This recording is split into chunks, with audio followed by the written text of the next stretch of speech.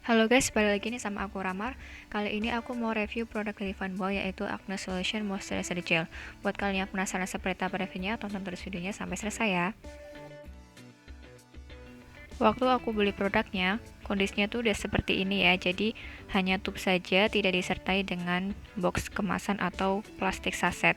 Kemudian di sini adalah keterangan dari produknya. Kalian bisa pause aja kalau pengen baca lebih lanjut. Aku beli ini secara online, tapi bukan di official store-nya, dan sayang banget aku dapat kondisi kemasan yang seperti ini. Gak masalah sih kalau buat aku, karena yang terpenting itu adalah isi produknya. Oke, sekarang aku akan coba swatch produknya ya. Jadi aku pengen tahu tekstur dari produk ini tuh seperti apa. Saat aku lihat sih produk ini itu cenderung seperti gel lotion, mudah dibaurkan, tapi menurut aku butuh waktu beberapa saat agar benar-benar menyerap dengan sempurna. Produk ini masih ada kandungan fragrance-nya, tapi menurut aku wanginya itu nggak nyegrak, malah seger sih. Tapi buat kalian yang sensitif sama wangian atau parfum, mungkin harus hati-hati ketika menggunakan produk ini. Sekilas produknya itu bikin kulit jadi terlihat dewy, dan dia itu nggak ada white cast-nya sama sekali. Karena dia ini moisturizer tanpa SPF, dia itu bisa dipakai pagi, malam, atau sesuai kebutuhan kita.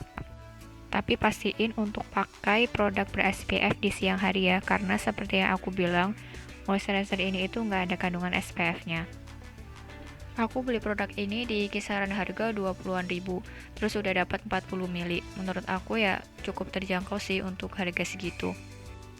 Oh ya, terkait dengan kemasan lagi ya, meskipun dia tuh kan nggak disertai box kemasannya, tapi di dalamnya itu ada aluminium seal yang nutup si mulut botolnya biar isinya tuh nggak keluar kemana-mana. Nah ini dia hasilnya setelah aku blend, dia itu nggak yang matte ya, tapi lebih ke dewy dan bikin kulit itu jadi kelihatan sehat. Selama aku pakai produk ini gak ada masalah yang berarti sih, jadi menurut aku aman-aman aja untuk dipakai, khususnya di kulit yang berminyak, berjerawat, dan non-sensitif. Gimana nih guys menurut kalian? Ada yang udah pernah nyoba produk ini? Mungkin buat kalian yang udah pernah nyoba, jangan lupa kasih komentar kalian tentang produk ini ya di kolom komentar. Habis ini aku bakal bahas beberapa bahan yang menurut aku menarik di produk ini. Sekarang aku akan coba lihat ingredients-nya ya via Cost JNA. Aku pengen lihat apakah ada bahan-bahan yang komedogenik atau acnegenik di sini. Waktu aku scroll secara keseluruhan, aku nggak lihat ada bahan yang komedogenik rating tinggi. Cuma di bagian atas kalau kalian tadi lihat itu ada kandungan mineral oilnya ya. Menurut beberapa sumber, mineral oil itu memiliki angka komedogenik 0-3. Artinya dia itu bisa jadi nggak komedogenik sama sekali, tapi di sisi lain bisa juga menjadi komedogenik rating sedang yaitu di angka 3. Tergantung dia itu dipaduin dengan bahan tambahan seperti apa. Kalau mineral oil itu dipaduin sama bahan yang komedogenik rating tinggi, otomatis mineral oil itu bakal jadi komedogenik juga. Karena cara kerjanya mineral oil itu kan membentuk lapisan tipis di permukaan kulit kita untuk mencegah penguapan air di kulit, jadi biar kulit kita itu nggak dehidrasi gitu. Makanya kalau semisal dipaduin sama produk yang komedogenik, otomatis kan produk komedogeniknya itu bakal nyumbat gitu ya di pori, apalagi ada kandungan mineral oilnya yang berfungsi untuk bikin lapisan di permukaan kulit itu, sehingga kulit bakal rentan timbul komedo yang berujung bisa menjadi jerawat. Oke, habis ini aku akan coba bahas beberapa bahan ekstrak yang terkandung di produk ini. Yang pertama itu ada ekstrak teh.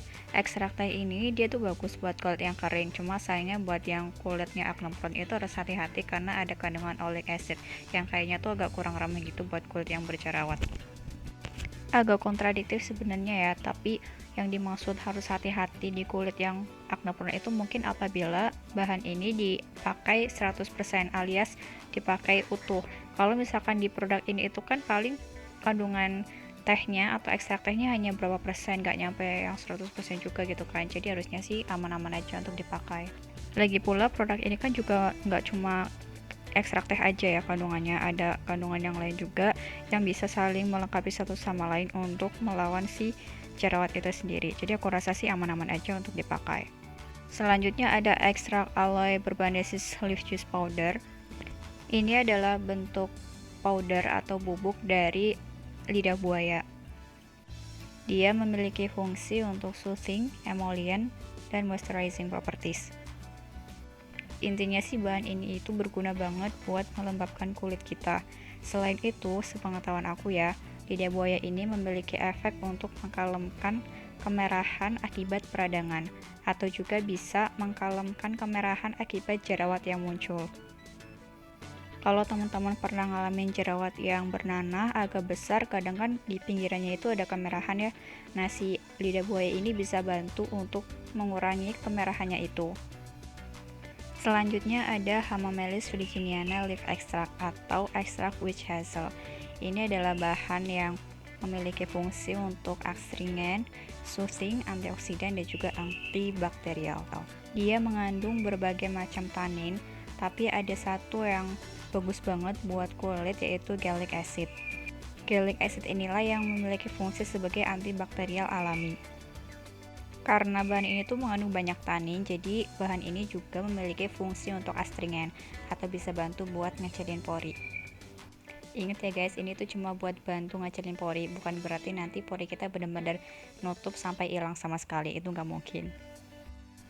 Selanjutnya ada ekstrak Melaleuca alternifoliacid oil atau memiliki nama lain yaitu tea tree oil. Kalau kalian berpikir bahan ini itu berasal dari pohon teh yang sering kita lihat, sebenarnya ini beda ya. Jadi tea tree oil itu ada tanamannya sendiri dan bentuknya itu nggak mirip seperti pohon teh yang kita tahu.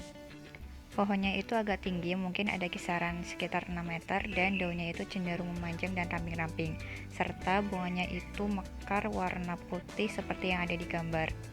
Bahan ini sering banget aku temuin di produk-produk anti jerawat seperti produk facial wash, pelembab, ataupun obat total jerawat.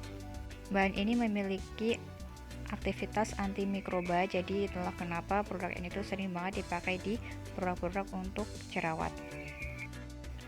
Selanjutnya ada citrus grandis bell oil. Ini merupakan minyak esensial yang diambil dari buah jeruk. Kalau di sini sih diartikannya tuh jeruk Bali ya. Bentuknya kurang lebih seperti yang ada di gambar. Nah, bahan ini itu mengandung limonen sekitar 86-90% yang berfungsi sebagai pewangi. Tapi buat beberapa orang pewangi itu bisa menyebabkan alergi ataupun iritasi. Jadi buat teman-teman yang emang alergi sama wewangian, mungkin harus hati-hati sama bahan-bahan seperti ini. Ada alasan kenapa bahan kayak gini itu bisa menyebabkan alergi di kulit. Di sini tuh dijelasin ya bahwa bahan-bahan seperti jeruk kayak gini tuh ada kandungan furanocoumarin.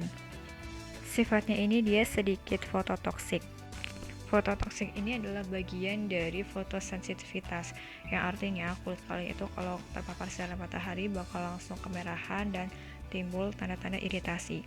Fototoksiknya ini ya karena dipicu sama si bahan furanocoumarin ini. Jadi selama kalian gak pakai bahan yang mengandung senyawa itu sebenarnya gak apa-apa sih. Maksudnya kulit kalian bakal aman-aman aja.